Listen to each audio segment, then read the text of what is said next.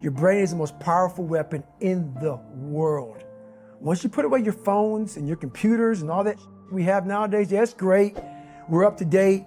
But your brain is the only thing you have when you're going through depression, when you're going through hard times, when you're going through death. Real life, you can't Google that, man. You're alone. You're alone. You may have a shrink you're going to, you may have a best friend you're going to, but there's 24 hours in the day where you're alone in this brain. And your brain is talking to you in all kinds of ways. And it wants to control you and pull you in these different pockets. If you can't control your own brain and your brain controls you, you got to tell your brain where you want to go and how you want to go and how you want to get there. You got to control it. If not, it's over. What existed for me was, okay, man, how am I going to make this work? And all I knew back then was hard work. The only way anything gets accomplished. That's all I heard back in those days. You gotta work hard. You gotta work hard. I'm not getting I can't get this paragraph. I can't remember what the f***'s in this paragraph to pass this test to get in the military. Read it again. Still not getting it. Read it again. But if you're not getting it, write it out. And that's how I started learning. Okay, well, I gotta write out everything I do. And then write it out again, and write it out again. And guess what happened? I got it. I got it. I can't swim. I'm negative buoyant. Go back again. I can't swim. Go back again. Go back again. Go back again. I got it. I realized if I keep going back and going back and going back until this just becomes, your mind will say, okay, we're gonna figure it out. Because he is not going to stop.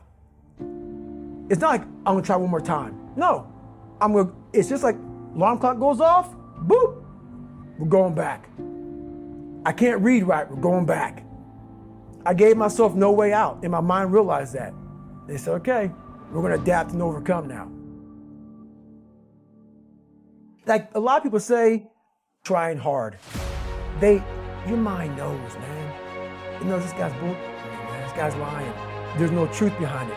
When I was in Navy SEAL training, people go, how were you there for 18 months? The program was only 6 months long. You were in 3 hell weeks in 1 year. No one's ever done that. How did you do that? I talk about the new norm.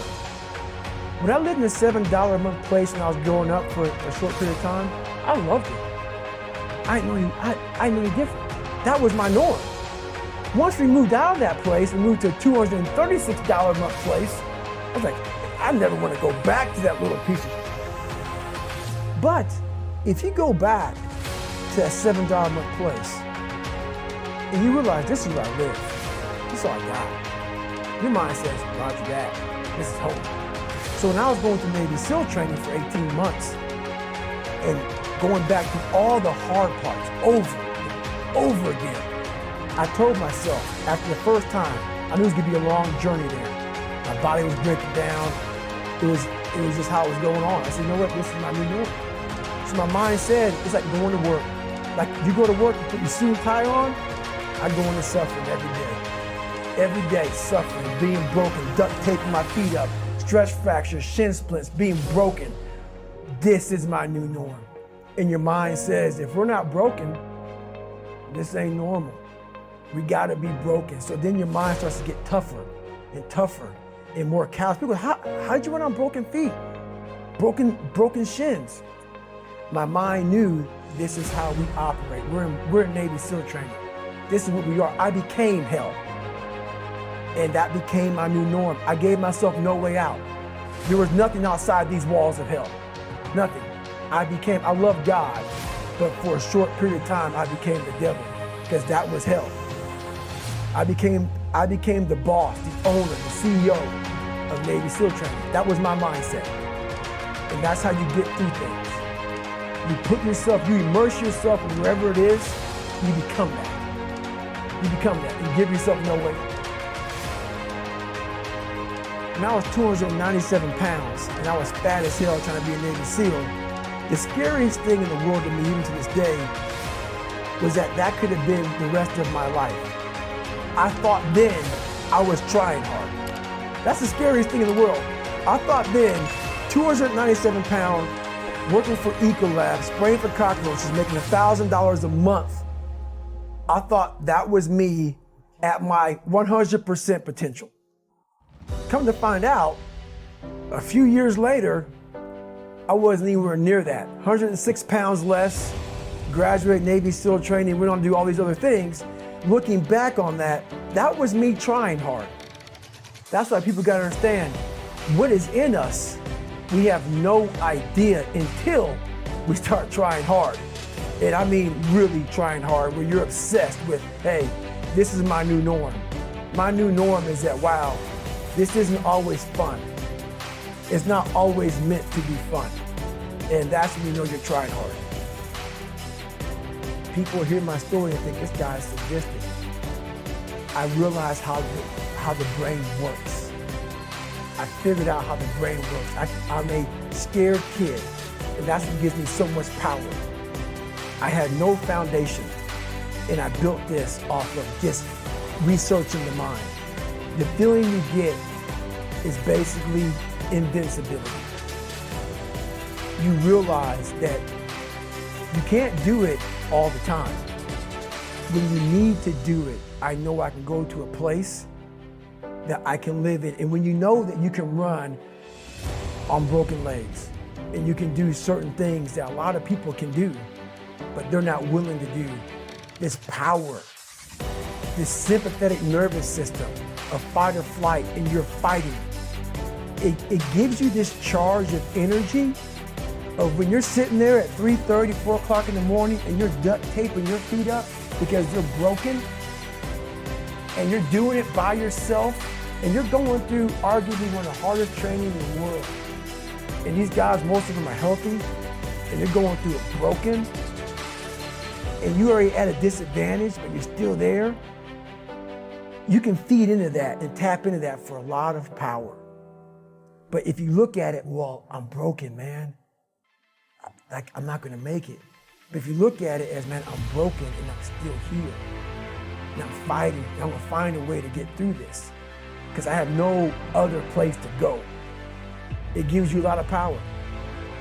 When things start to suck really, really bad, my brain, and a lot of people's brain, they don't go to your dad beating you up. Your brain says, we gotta get out of here. This is miserable. So anger goes away a lot of times when you're suffering, because your brain just says, we gotta run, we gotta go.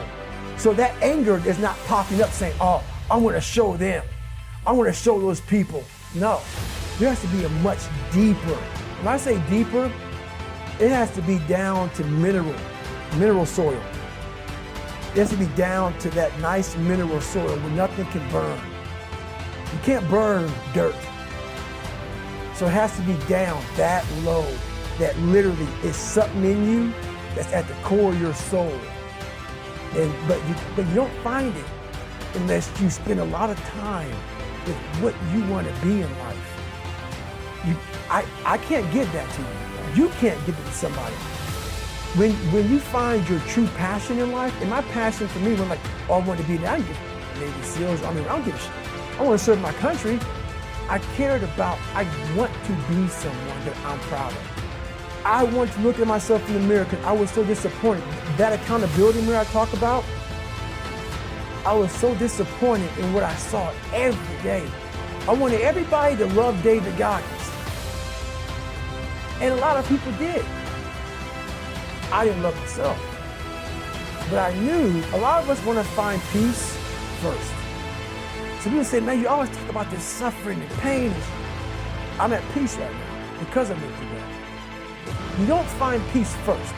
If you do, Merry Christmas. More power to you. More power to you. I found peace on the opposite end of finding myself. And no one really finds themselves without going through trials, tribulations, suffering, accountability. And accountability is suffering. Being accountable every day for doing right for yourself, for the people next to you, it's miserable. It's hard. So, even the smallest details.